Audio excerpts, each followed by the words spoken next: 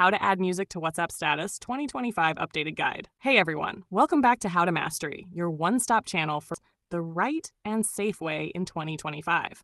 Let's get started. First, open your favorite music app, like Spotify, YouTube Music, or Apple Music, and play the song you want to use.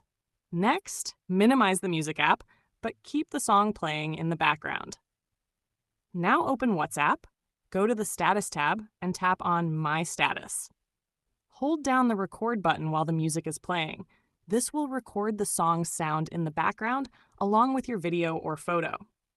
If you want to make it look professional, you can record your video separately and then add music using a video editing app like CapCut or InShot before uploading it to WhatsApp. Once your video looks perfect, tap the Send button to upload it to your status. And that's it. You've successfully added music to your WhatsApp status without using any third-party or illegal apps. If this video helped you, don't forget to like, subscribe, and turn on the notification bell for more simple how-to guides, only on How to Mastery.